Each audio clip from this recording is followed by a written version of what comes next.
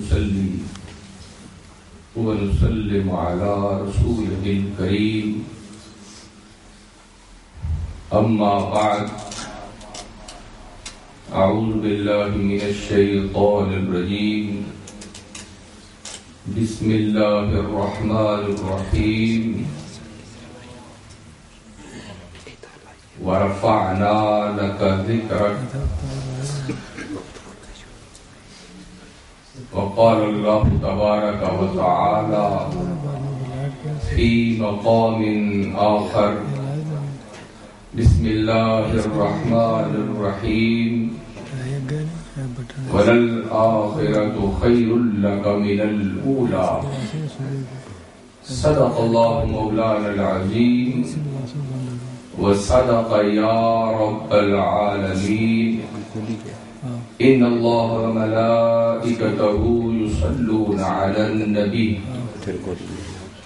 يا أيها الذين آمنوا صلوا عليه وسلموا تسليما اللهم صل على سيدنا ومولانا محمد وعلى آل سيدنا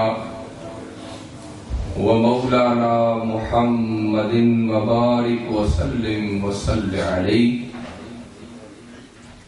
صلاة وسلاما عليك يا سيدي يا رسول الله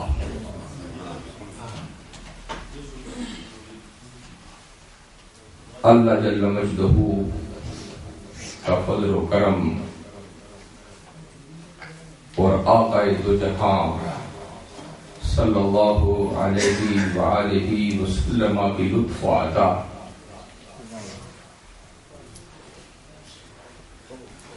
ربیع النور شریف کے آخری ایام گزر رہے ہیں.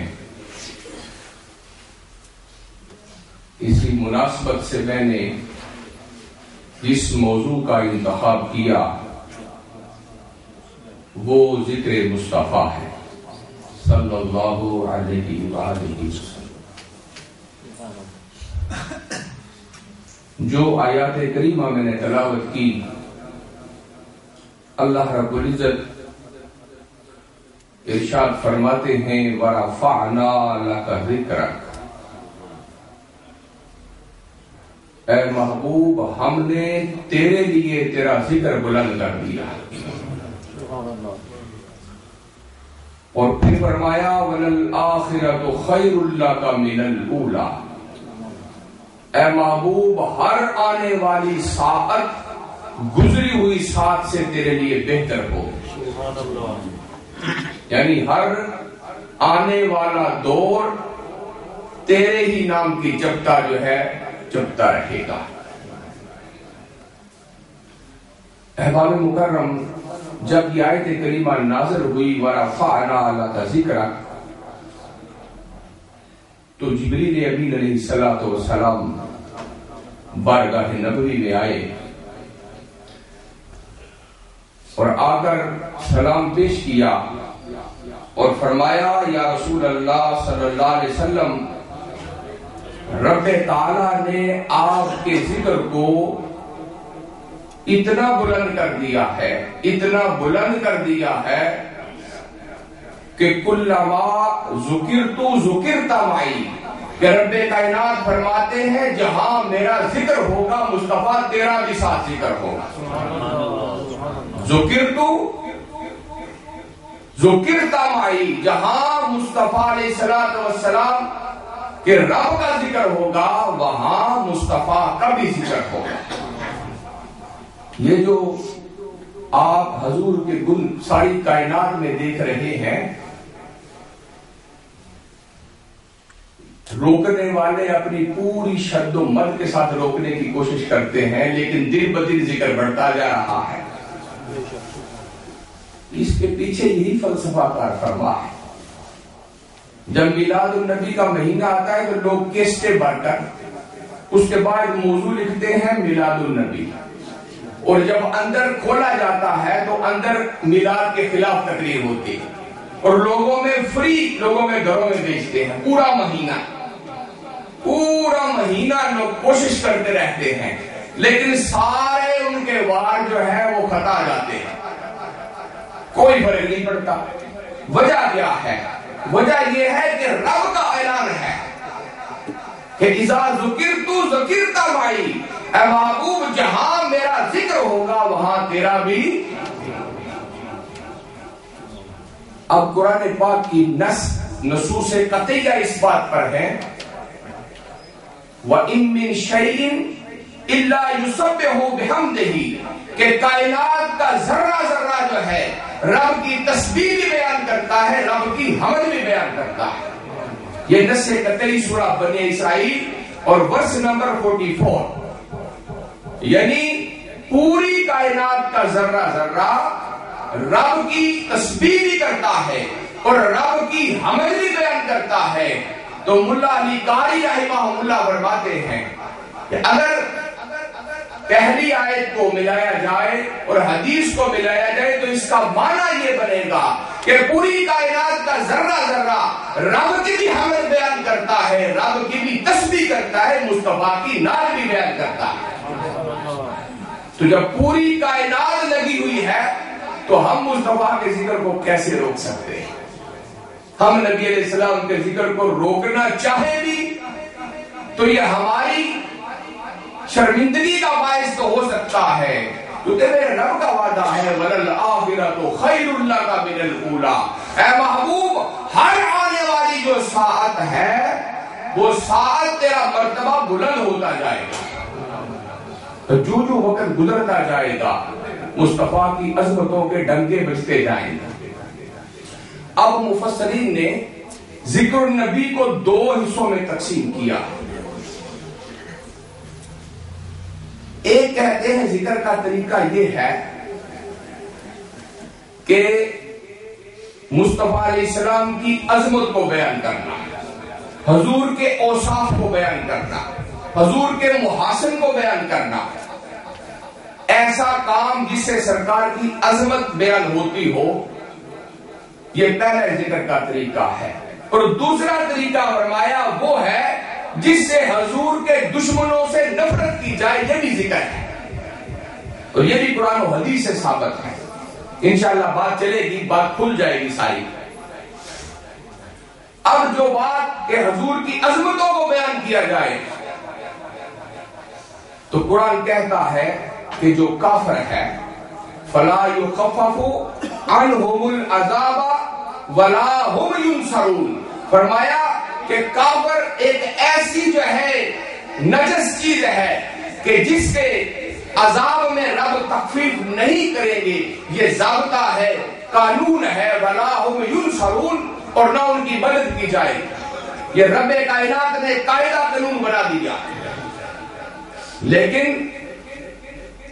جب مصطفیٰ کی عظمت کی بات آئی، اٹھائیں بخاری شریف کتاب النکاح باب الرضا کی حدیث، اس کے اندر نقل ہے، متن موجود ہے کہ ابو لہب وہ بندہ ہے جس پر قرآن نے مذمت کی، جس کے بارے میں قرآن کی مذمت ہے.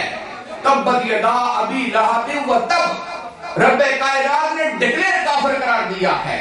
لیکن یہاں پر امام بخاری لکھتے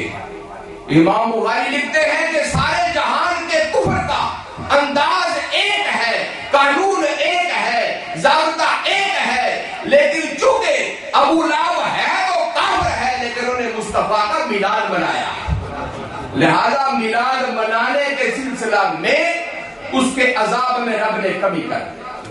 یہ بخاری کے متن پر حدیث نہ ہو میں ذمہ دار. تو پتہ چل گیا. علامہ ابن حجر اسقلانی رحمہ اللہ جو بخاری کے شارح ہیں فتح الباری میں لکھتے ہیں کہ قاعدہ یہی ہے، قانون یہی ہے کہ رب تعالیٰ اپنا ضابطہ بدلتا نہیں ہے، لیکن جب عظمت مصطفیٰ کی بات آتی ہے تو رب اپنا قانون بدل دیتا ہے، مصطفیٰ کی عزت کو دوبارہ کر دیتا ہے. اور اگر کافر کے عذاب میں کمی ہوتی ہے، اذرو نصوص قطعیہ بخاری کے متن پر بھی حدیث ہو اور قرآن پاک بھی شاہد ہو کہ اگر وہ بندہ جس کے کفر پر کوئی شک نہ ہو، ملعون ہو، مذمت میں قرآن نازل ہوتا ہو، اگر وہ بھی مصطفیٰ کا خوشی منائے تو اس کے بھی عذاب میں کمی ہو جاتی ہے۔ تو پھر وہ مسلمان جن کے شب و روز حضور کی بارگاہ میں صلاۃ و سلام سے جو ہے اپنا اپنا ہدیہ پیش کرتے ہیں، اگر وہ منائے تو وہ محروم کیسے رہ سکتا ہے؟ تو گویا پتہ چل گیا کہ ذکر کا ایک طریقہ یہ ہے کہ رب اپنے مصطفیٰ کی عظمت کو دوبارہ کرتا ہے۔ ساری دنیا کا قاعدہ قانون یہ ہے، قرآن اس پر نص ہے، احادیث نص ہے کہ جب کاروبار کرو تو 2 گواہ ہونے چاہیے۔ کتنے گواہ؟ 2 گواہ۔ لیکن جب مصطفیٰ علیہ السلام کی عظمت کی بات آئی تو تمام سیاستہ کہتی ہے کہ رب کائنات نے قانون جاری کیا، فرمایا سارے جہان واسطے 2 جو ہے گواہ ضروری ہے، مگر اگر مصطفیٰ کوئی سودا کرے اور عزت کی بات آ جائے تو 1 گواہ بھی کافی ہے۔ حذیفہ انصاری اکیلا بھی کافی ہے، وہ اکیلا اس لیے کافی ہے کہ مصطفیٰ کی عظمت کی بات ہے۔ تو یہ قانون جتنے ہیں یہ ضابطہ تو ہے، مگر عظمت مصطفیٰ کے سامنے یہ ختم ہو جاتے ہیں۔ تو پتہ چل گیا۔ اب یہاں پر جو بڑی قابل غور بات اور بڑی تحقیقی بات میں کرنا چاہتا ہوں، یہ جو حدیث بخاری کے اندر امام بخاری نے نقل کی ہے، یہ حدیث اس کے جو راوی ہیں، جس نے خواب میں ابو لہب کو دیکھا ان کا نام عباس ہے، وہ اس وقت مسلمان نہیں ہوئے، اور جس کو خواب میں دیکھا وہ ابو لہب ہے، وہ بھی کافر ہے۔ یعنی دونوں خواب کو دیکھنے والا عباس وہ بھی مسلمان نہیں، جس کو خواب میں دیکھا وہ بھی مسلمان نہیں۔ تو حدیث کس میں موجود ہے؟ بخاری کے اندر۔ یہ بڑی اہم بات میں کی ہے میں نے، اور بڑی توجہ والی بات ہے۔ بخاری کا اسلوب یہ ہے کہ جو راوی ہوتا ہے جس سے حدیث لی جاتی ہے یا دی جاتی ہے، حدیث لینے کے دینے کے 8 طریقے ہیں جن کو تحمل حدیث اور ہدایہ حدیث کہتے ہیں۔ اس کے اندر لکھا ہوتا ہے کہ کس کس راوی سے